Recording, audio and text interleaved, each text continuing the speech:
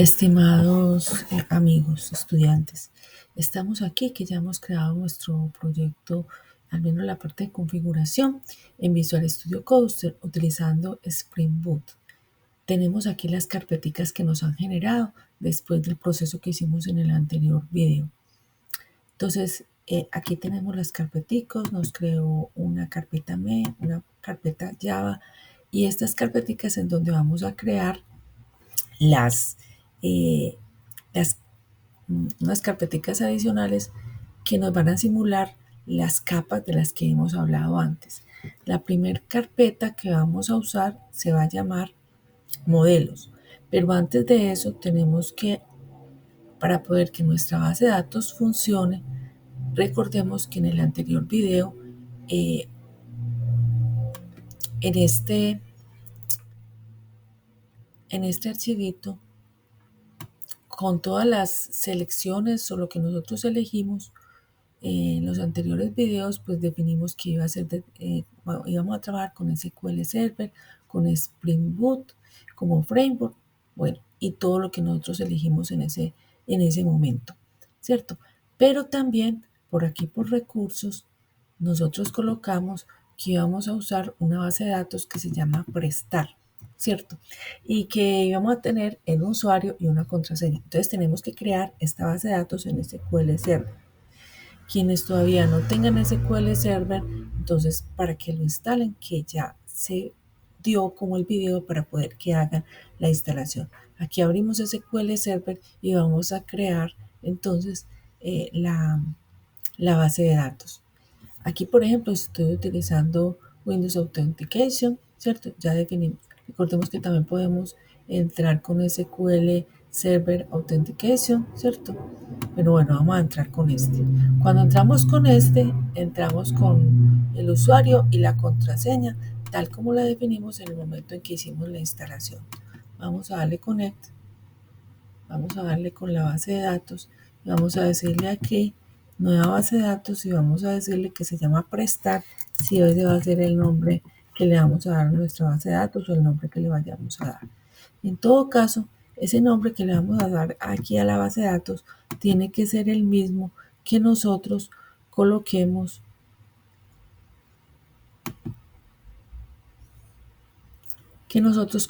acá, ¿cierto? Aquí le hemos definido prestar, entonces así lo debemos tener, así debe llamarse la base de datos.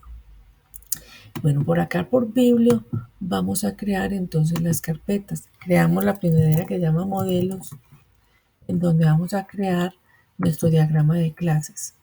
Luego vamos a crear uno que se llama repositorios y nos va a permitir conectarnos con la base de datos. Vamos a crear otra que se llama interfaces, que nos va a permitir, como su nombre lo dice, pues crear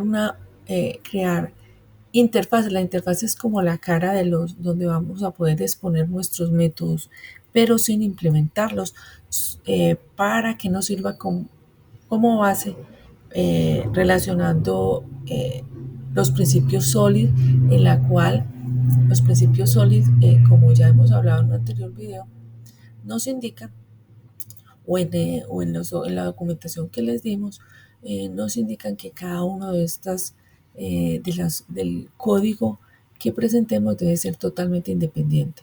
Entonces, por eso usamos esa parte de las interfaces, esa carpetica. Usamos otra que se llama servicios para poder acceder a los servicios, a los diferentes servicios que nos van a prestar tanto el repositorio como la carpetica interfaces.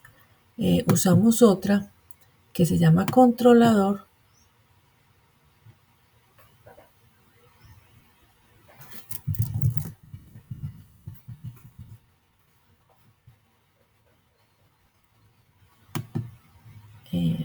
perdón, aquí voy a ahorrarlo, controlador que nos va a permitir, también ya la parte ya que nos va a permitir colocar allí el código necesario para poder conectarnos con el frontend. Bueno, Aquí en modelo, entonces, ¿qué vamos a hacer? Vamos a crear nuestra primer clase, que va a ser libro.java.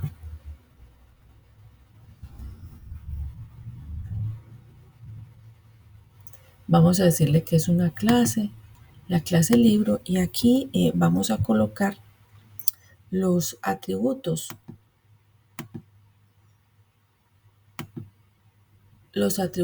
necesarios para ese fin. Entonces, ¿cuáles serían los atributos? Vamos a utilizar lo que es, vamos a utilizar dos columnas, la columna ID libro y la columna no libro. Yo los voy a copiar para que sea más rápido. Aquí tenemos la columna ID libro y la columna no libro. Vamos a decirle en ambos casos que van a ser de tipo privado, de tipo long. Esto que nosotros colocamos aquí como columnas lo llamamos anotaciones.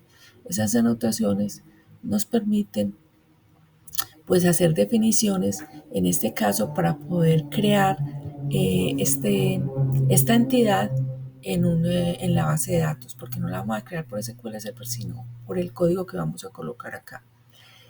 Bueno, además de esto, también tenemos que decirle que vamos a generar esta primera esta primer columna. Vamos a decirle que va a ser la clave principal con esta anotación que tenemos aquí de ID y que se va a generar en forma automática con esta otra anotación. Recordemos que todo lo que empiece por arroba son anotaciones propias que vamos a usar en Spring Boot. Y además vamos a definir que, que esta va a ser una entidad, para poder que no la cree en SQL Server. Pero ustedes observan que tienen aquí está todo subrayado diciendo pues que se tienen unos errores. Cuando suceden esos errores, pueden hacer dos cosas. Que ustedes, por ejemplo, digiten aquí la palabra entity, le dan enter y posiblemente él inmediatamente les importe aquí las librerías necesarias que tiene Spring Boot con todas las dependencias que nosotros, con todas las extensiones y las dependencias que nosotros definimos, o por aquí por el foquito, dale clic y él nos va a importar una librería que se llama Yaharta Persistencia, para que nos va a permitir, esta librería lo que nos permite es la conexión pues con la base de datos. Lo mismo hacemos acá con este. Aquí nos importa la de base de datos, pero con una sola tenemos, simplemente le colocamos asterisco para que nos importe todas y la otra la borramos. Como ustedes observan aquí, ya estas dos ya no tienen, y ninguna ya tiene problemitas con la base de datos. Entonces ya en ese momento ya tenemos la base de datos como tal. ¿Qué es lo que nosotros entonces ahora vamos a hacer? Vamos a crear, el constructor no lo vamos a crear porque él lo crea internamente. Recordemos que todo esto es Java, pero ya esta es Java persistente, o sea, ya para conexión a una base de datos. Entonces nos vamos con el botón derecho del mouse, nos vamos por Source Action y aquí decimos que vamos a generar los getter y los setter. ¿Para qué? Para poder tener acceso a los atributos de la clase. ¿Por qué tenemos que hacer esto? Porque los atributos son privados y para poder acceder a cada uno de los atributos, a ID libro y a nombre libro, tiene que ser a través de métodos, ¿cierto? Aquí nosotros observamos que tenemos dos atributos, los dos son privados, este es de tipo long, este es de tipo string, aquí le estamos colocando un nombre, aquí también le colocamos internamente pues el nombre que va a tener la base, que va a tener eh, el atributo en la base de datos y le estamos diciendo que la longitud es de 100, ¿cierto? De 100 caracteres, ¿cierto? Y aquí nos generó los getter y los setter para poder acceder al ID libro a través del método getLibro para poder modificar el libro a través del método setIdLibro, mandando como parámetro el ID libro. Y lo mismo hacemos con el nombre, ¿cierto? Entonces, tenemos un getNombre y un setNombre. Observemos que el getNombre devuelve un valor, ¿cierto? Devuelve non-libro. Ustedes se fijan que es uno de los atributos que hemos definido en la clase, ¿cierto? Lo devuelve de tipo string, ¿cierto? Y este set non-libro lo que hace es que modifica, ¿cierto? El valor del libro. Se le manda como parámetro non-libro y lo asigna, ¿cierto? Miren que tiene la palabra void, lo que significa que no devuelve nada, sino que modifica la base de datos. Bueno, ya entonces hasta este punto hemos creado este primer elemento. Hemos creado nuestra primer clase. Bueno, ya en este punto entonces vamos a ejecutar esta parte para verificar que no nos saca errores. ¿Cómo lo vamos a ejecutar? Nos vamos aquí por acá por donde dice Spring Boot Dashboard y le damos acá a ejecutar.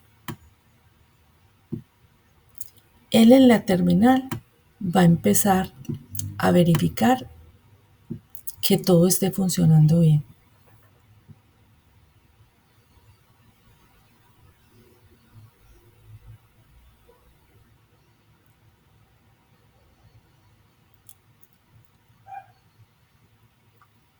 Si nosotros vemos que tenemos algún error, nos vamos aquí por View y nos vamos por Explorer para que nos vuelva a mostrar todas las partes de nuestro proyecto. Por aquí por Recursos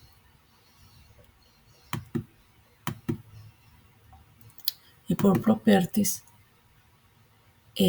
aquí colocamos, recuerden que aquí tenemos que colocar una base de datos que se llame prestar, ¿cierto? Esa base de datos tiene que llamarse así para poder que pueda ejecutarse nuestro proyecto. Vamos a darle stop porque teníamos error en esta parte. Vamos nuevamente a ejecutarlo. Le damos por acá